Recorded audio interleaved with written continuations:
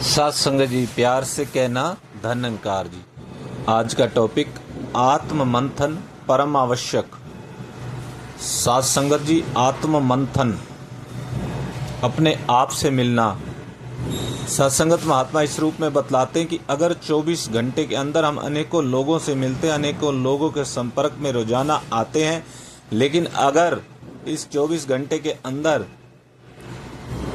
कुछ 2 minute, 4 minute, 10 minute में अपने आप से नहीं मिला, तो सत्संगत मैंने एक महत्वपूर्ण व्यक्ति से मिलने से रह गया। सत्संगत आत्म मंथन, अपने आप से जब मिलते हैं कि मैं क्या कर रहा हूँ, मैं किस लिए आया था इस जगत के अंदर और मैं क्या काम कर रहा हूँ, बड़ा जरूरी है सत्संगत। वरना ये बाजी इंसान हार के चला जाता है। उसे निरंतर चेतन रहना होता है। सतगुरु महाराज जी कहते हैं कि ब्रह्मज्ञानी संत ने सदा चैतन्य रह करके ही सब काम करने, हर पल चेतन रहना है कि मैं कौन हूं, प्रभु परमात्मा से मेरा रिश्ता क्या है, जो गुरु के वचन आ रहे मैं उनको कितना मान रहा हूं, जो सत्संगत ये ब्रह्म ज्ञान मिल गया, निराकार प्रभु परमात्मा के दर्शन हो गए, क्या मैं अब कर्म करते हुए इसका एहसास करता हूं, या पहले की बातें ब्रह्म ज्ञान ले लिया लेकिन अब भी कहीं मौका मिला तो वही विपरीत वाले वो कार्य कि ये तो कर लूं, यहाँ तो मुझे कोई नहीं देख रहा, और मन में भी कोई ऐसे विचार कि उन विचारों को तो कोई नहीं पढ़ रहा। क्या मुझे एहसास है कि मेरे वो विचार भी इसकी देखरेख में हो रहे हैं और मेरे वो कर्म भी जो ना करने वाले हैं।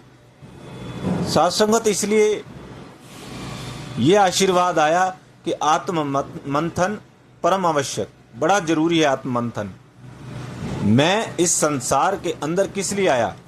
सत्संगत महात्मा बतलाते हैं कि माता के पेट के अंदर, माता के गर्भ के अंदर जब बच्चा शिशु उल्टा लटका होता है, उस वक्त तक उसको वो चेतन अवस्था रहती है और वो कहता है कि प्रभु परमात्मा मुझे बाहर निकालो, मैं आपकी बंदगी पूजा करूंगा, आपके दिखाए रास्ते पर चलूंगा। लेकिन जब वो बाहर आता है, संसार के संपर्क में आता है, वो भूल जाता है। तो सत्संगत इसलिए आत्म मंथन जो है परम आवश्यक है कि मेरे कर्म, एक ब्रह्मज्ञानी संत के कर्म, एक महापुरुष के कर्म क्या होने चाहिए और मेरे कर्म क्या हैं, कितनी दूरी है दोनों के बीच। सत्संगत ये अत्यंत आवश्यक है कि इसके लिए मुझे क्या करना होगा। पक्के संतों का संग करना होगा, उनके साथ बैठ करके उनका प्रैक्टिकल जीवन देख करके, उनकी बातें सुन करके, फिर सत्संगत मुझे ये देखना है कि क्या मैं ऐसा हूं, क्या मैं ऐसे कर्म कर रहा हूं, यदि नहीं कर रहा हूं तो क्यों नहीं कर रहा हूं। क्योंकि सत्संगत महात्माओं ने यहां तक चेतन किया कि उथे अमला दे होणगे नबेड़े के जात की से पूछनी नहीं, कि आपने क्या किया, कितना किया, जो गुरु ने बात बताई वो अपनाया, अपनाई कि नहीं अपनाई, इसी बात की कीमत है सत्संगत। बाकी तो ये समय निकल ही जाना है, निद्रा भोजन भोग भय ये सभी सारा संसार, सभी जातियां प्रजातियां कर रही हैं।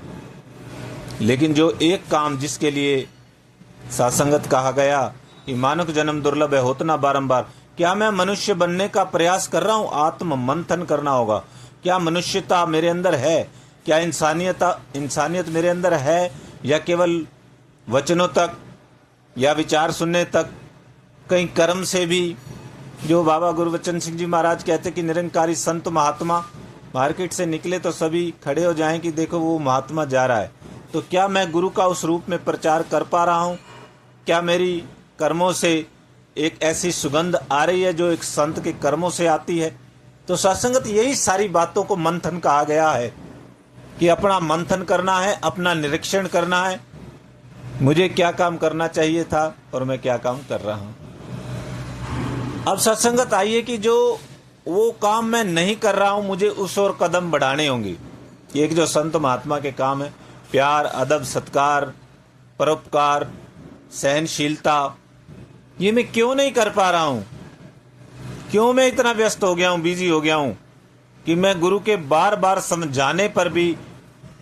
सत्संगत जी, एक बात और ध्यान में आती है कि अगर जो गुरु बता रहे हैं वो हम पूरा तो नहीं कर पाते, कुछ थोड़ा या कुछ ज़्यादा, लेकिन वो जो काम उन्होंने मना किए हैं कि ये नहीं करने हैं, मुझे आत्ममंथन करते टाइम इस बात का भी ध्यान रखना है कि मुझे वो काम तो बिल्कुल नहीं करने हैं।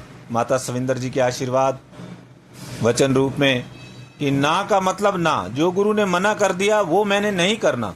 सत्संगत ये सारी बातें कि आज का दिन मुझे मिला, मैं एक संगत में गया, मैंने कितने वचन सुने, कितने मैंने नहीं सुने, और मेरे कर्मों में जो एक पिछला दिन बीत गया है उसके हिसाब से आज जो मैंने आत्ममंथन कल किया था उसके हिसाब से कितनी प्रोग्रेस हुई है, कितना मैं इसे और बड़ा हूँ।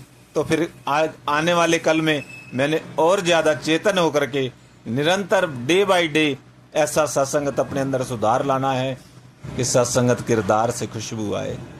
इसीलिए सतगुरु के जो इस समागम का वो आशीर्वाद आया, वो आत्म मंथन